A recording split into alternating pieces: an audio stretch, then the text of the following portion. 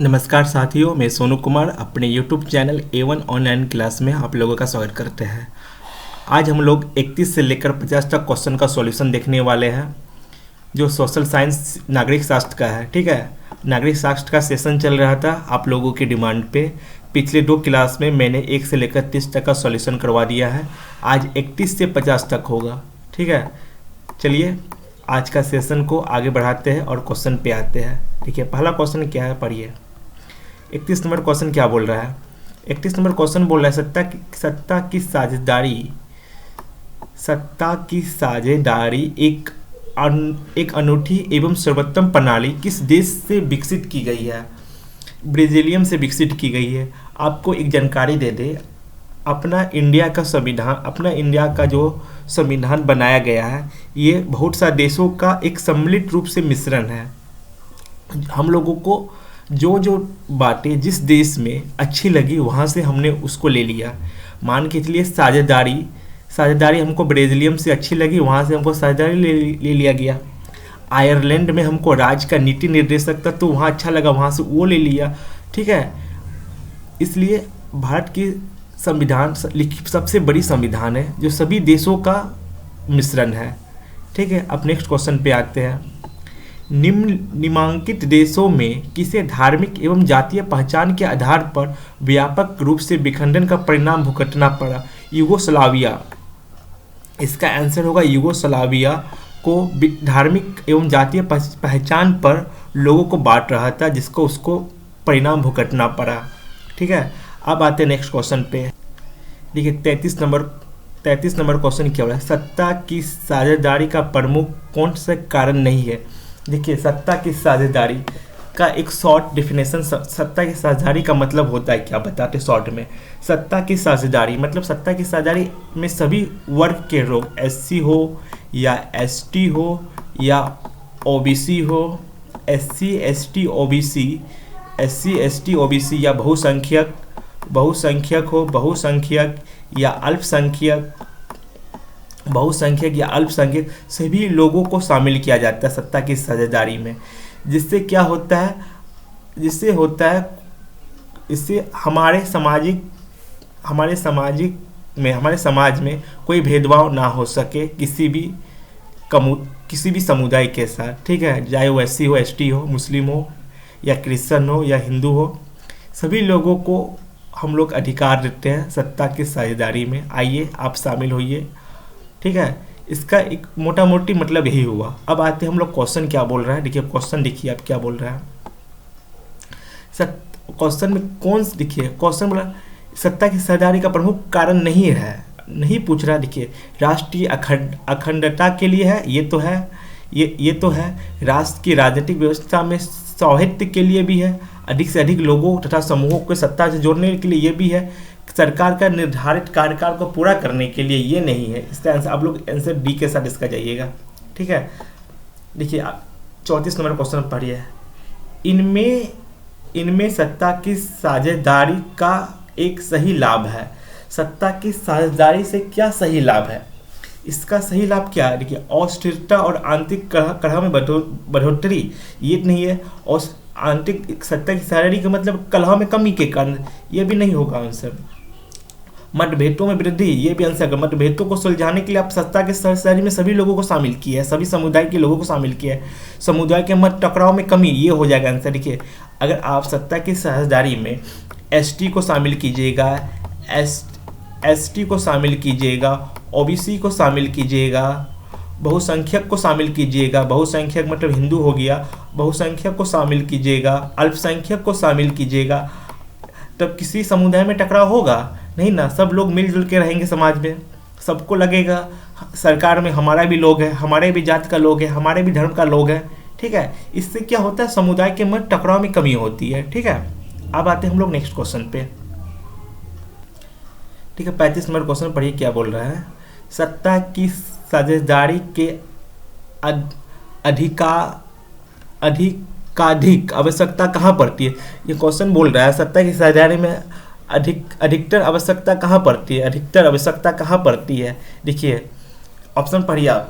प्रत्येक लोकतांत्रिक राज्य में, क्षेत्रीय विभाजन वाले राज्य में, क्षेत्र विभाजन वाले छोटे राज्य में, देखिए ऑप्शन डी के देखिए जाति भाषा क्षेत्र संप्रदाय के आधार पर बांटे हुए समाज में। देखिए सत्ता की साझेदारी का आपका मोटो क्या है? सत्ता की साझेदारी सभी लोग, सभी धर्म के लोग, सभी जात के लोग, सभी समुदाय के लोग जो बटे हुए हैं उसको सम्मिलित करके सत्ता के उसको सम्मिलित किया जाता है, जिससे उसमें जाति में किसी में भेदभाव नहीं हो। इसी के कारण सत्ता की साझेदारी, वही बोल रहे हैं जाति भाषा क्षेत्र संप्रदाय के आधार पर बटे हुए समाज में। ये बटे हुए समाज एक जगह एकजुट करने के लिए हम लोग सत्ता की साझेदारी करते हैं। ठीक है, सत्ता की साझेदारी में आप सभी लोगों को समान अधिकार दिया जाता है, सभी लोगों को सम्मिलित किया जाता है, सभी कास्ट के लोगों को, कोई भी कास्ट के लोग इससे वंचित न रह सके। अब आते हैं हम लोग नेक्स्ट क्वेश्चन पे। देखिए 36 नंबर क्वेश्चन क्या बोल रहा है? अमेरिका में चलाए गए नागरिक अधिकार आंदोलन का मुख्य उद्देश्य क्या था? नस्ल के आधारित भेदभाव मिटाना, इसका उद्देश्य ही था, नस्ल आधारित भेदभाव को मिटाना अमेरिका में चलाए गए आंदोलन का मुख्य उद्देश्य था। ठीक है, आते हैं नेक्स्ट क्वेश्चन पे। जो क्वेश्चन पे हमको लगेगा आप लोगों को डिस्कशन की आवश्यकता है और जो उसको हम लोग आप लोगों को अच्छा से उसका डिस्कस कर देंगे। ठीक है, देखिए ये क्वेश्चन देखिए, पढ़िए आप क्या बोल रहा है। इनमें से कौन सा भारत के संदर्भ में सही है? भारत के संदर्भ में सही है। भारत एक विविध समुदाय देश है। भारत एक धर्मनिरपेक्ष सही है। भारत एक धर्मनिरपेक्ष का सिद्धांत लागू है। भारत में धार्मिक सौहार्द एवं भाईचारे के सिद्धांत पर तहीज दी जाती है। इनमें से सभी, देखिए भारत एक विविध समुदाय है, इसमें सभी समुदाय के लोग रहते हैं, ये भी सही है। भारत एक धर्मनिरपेक्षता देश है, ये भी सही है। भारत में धार्मिक सौहार्द भाईचारे सिद्धांत की तहीज है, देखिए भारत में सब चीज़ दुर्गा पूजा मुहर्रम दीपावली छठ सब मनाया जाता है, इसमें ये भी सही है। इनमें से सब, इसका आप आंसर डी के साथ जाइएगा। ठीक है, इसका मतलब सभी सही है, ये हो जाएगा। अब देखिए 38 नंबर पढ़िए क्या 38 नंबर, इनमें से कौन सा कथन सही है? सामाजिक विभाजन अधिकांश जन्म पर आधारित है। सामाजिक विभाजन जो है जन्म पर ही आधारित होता है। सामाजिक विभाजन पारिवारिक पे तो कोई भी होता नहीं ना, पारिवारिक पे तो होगा नहीं, आर्थिक पे होता नहीं है, राजनीतिक पे होता नहीं है। ठीक है, अगर कोई भी अगर सामाजिक विभाजन होता है जन्म से ही हो जाता है। ठीक है, अगर आप किस समाज में आप जन्म लेते हैं, आपका विभाजन वहीं से स्टार्ट हो जाता है। मान लीजिए आप एसटी में जन्म लेते हैं, आप एसटी हो गए। आप एससी में जन्म लिया, आप एससी हो गए। अगर आप हिंदू में जन्म लिया, आप हिंदू हो गए। आप राजपूत में जन्म लिए, राजपूत हो गए। आप मुस्लिम में जन्म लिए, मुस्लिम हो गए। इसलिए कहा गया है वो जन्म से ही आधारित होती है। अब किस समुदाय में है वह जन्म से ही आधारित होती है। ठीक है, इसका आंसर ए के साथ जाइएगा। अब आते हैं हम लोग नेक्स्ट क्वेश्चन पे। नेक्स्ट क्वेश्चन क्या बोल रहा है, देखिए इसको मिटा लेता पहले। देखिए 39 नंबर, सत्ता में साझेदारी का वास्तविक अर्थ क्या होता है? सत्ता में साझेदारी का वास्तविक अर्थ क्या होता है? पढ़िए ऑप्शन लिखिए। राज्य के नागरिक द्वारा सरकारी स्तर पर निर्णय लेना, राज्य के नागरिकों द्वारा सरकारी स्तर पर निर्णय को लागू करना, राज्य के नागरिकों द्वारा सरकारी स्तर पर न्याय करना। देखिए राज्य नागरिक द्वारा सरकारी स्तर पर निर्णय लेने अथवा निर्णय निर्माण की प्रक्रिया को प्रभावित करना। सत्ता में ये प्रभावित करना, इसका आंसर आप लोग डी के साथ दीजिएगा। देखिए यहाँ पे ऑप्शन से आपको पता चल रहा है साझेदारी का वास्तविक अर्थ क्या होता है। नागरिकों द्वारा सरकार के स्तर, देखिए राज्य नागरिकों द्वारा सरकारी स्तर पर निर्णय लेने अथवा निर्णय निर्माण की प्रक्रिया को प्रभावित करना। इसका मतलब हम यही हुआ मोटा मोटी। अगर आप सत्ता में जाते हैं, आप कोई भी योजना बनाते हैं, कोई भी न्यायपूर्वक योजना बनाते हैं, सरकारी स्तर में आप योजना बनाए, मतलब निर्माण के लिए बनाया है ना, अपने नागरिक द्वारा अपने नागरिकों के निर्माण के लिए, उसके कल्याण के लिए आप योजना बनाते हैं और उसमें आपको निर्णय लेने का अधिकार होता है और उसमें देश की निर्माण प्रक्रिया में वो सहायक होता है। वही मोटा मोटी बोल रहा है, राज्य नागरिकों द्वारा सरकार स्तर पर निर्णय लेने अथवा निर्णय की निर्माण प्रक्रिया को प्रभावित करना। वही है ना, मतलब आप कोई, अगर आपके अनुसार कोई काम नहीं होता है, मतलब आपके लायक वो काम नहीं, आप उसको सुधार भी कर सकते हैं। ठीक है, ये हो गया। इसका आप ऑप्शन डी के साथ जा सकते हैं। अब आते हैं हम लोग नेक्स्ट क्वेश्चन पे। ये क्वेश्चन क्या है, और ये क्वेश्चन बहुत ही सिंपल है, इसका हम पहले में आपको बता दें। सत्ता की साझेदारी के संबंध में कौन सही ऑप्शन पढ़िए। सत्ता की साझेदारी अस्थिरता में आपसी फूट को बढ़ावा मिलती है। आपसी फूट को कम करने के लिए तो सत्ता की साझेदारी की जाती है, ऑप्शन गलत हो गया। सत्ता की साझेदारी देश की एकता को कमजोर करती है, देश की एकता को बढ़ाती है, ये भी ऑप्शन गलत हो गया। सत्ता की साझेदारी विभिन्न समुदाय के बीच टकराव को कम करती है, ये ऑप्शन क्या। अब इसके टकराव सत्ता के समुदाय के बीच टकराव को कम करने के लिए ना सब समुदाय के लोग को हम शामिल करते हैं सत्ता में, ठीक है। मेन मोटो यही है ना, सत्ता की साझेदारी बीच किसी भी समुदायों के बीच टकराव मनमुटाव को कम करने के लिए हम सब लोगों को शामिल करते हैं सत्ता की साझेदारी में। अब आते हैं हम लोग नेक्स्ट क्वेश्चन पे। चलिए नेक्स्ट क्वेश्चन पे आते हैं। नेक्स्ट क्वेश्चन देखिए क्या है, 41 नंबर क्वेश्चन। अब थोड़ा स्पीड में सेशन को स्टार्ट करेंगे, ठीक है। देखिए क्वेश्चन क्या बोल रहा है, इनमें से कौन सा कथन सही है। उत्तरी आयरलैंड में सभी वर्ग धर्म के बीच गहरी समानता है। गहरी समानता है, सही बात है। नीदरलैंड के लोग धर्म के बीच गहरी खाई है। उत्तरी आयरलैंड की नीदरलैंड ईसाई उत्तरी आयरलैंड ईसाई बहुधिक है।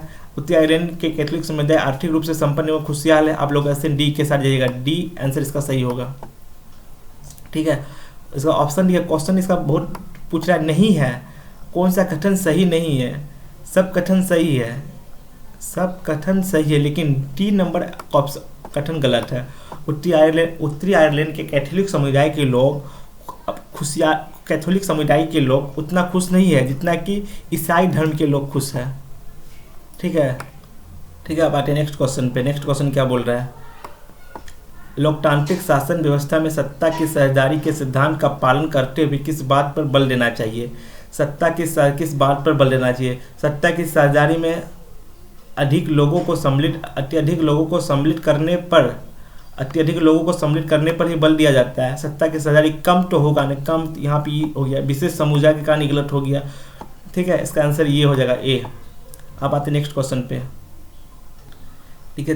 43वां क्वेश्चन क्या है, राजनीति में धर्म उस वक्त एक विकराल समस्या के रूप में खड़ी हो जाती है जब संविधान के जब संविधान को राष्ट्र का मुख्य आधार मान लिया जाता है, शिक्षा को राष्ट्र का मुख्य आधार मान लिया जाता है, धर्म संप्रदाय। देखिए संविधान को अगर आधार मानेगा तो कोई दिक्कत नहीं होगा। अपना संविधान अपने इंडिया का संविधान ऐसा है, सब देश को सब धर्म को लेके चला है, सब कास्ट को लेके चला, अपना संविधान ऐसा बनाया गया है, इसमें कोई दिक्कत नहीं है। ये अगर धर्म को मान लिया जाए तो धर्म संप्रदाय हो जाएगा। देखिए धर्म एवं संप्रदाय राष्ट्र का आधार मान लिया जाता है तो विकराल रूप ले लेती है। अगर धर्म के नाम पर आप वोट दीजिएगा, धर्म के नाम पर अगर आप काम होगा, धर्म के नाम पर अगर किसी को सरकारी नौकरी दिया जाएगा, धर्म के नाम पर अभी भेदभाव किया जाएगा तो बहुत ही गंभीर समस्या हो सकती है हमारे देश में, जो इसलिए आप इसका ऑप्शन सी के साथ जाइएगा, ठीक है। ठीक है क्या, श्रीलंका में सत्ता की साझेदारी से संबंधित कथनों में निम्नलिखित में कौन सा सही है। श्रीलंका में आप तो बताए थे, श्रीलंका में कौन सी भाषा बोली जाती है। श्रीलंका में शहरी भाषा हितों की अनदेखी का प्रयास किया जा रहा है। कौन सा कैसा सही है, ये अनदेखी का प्रयास नहीं किया जाता।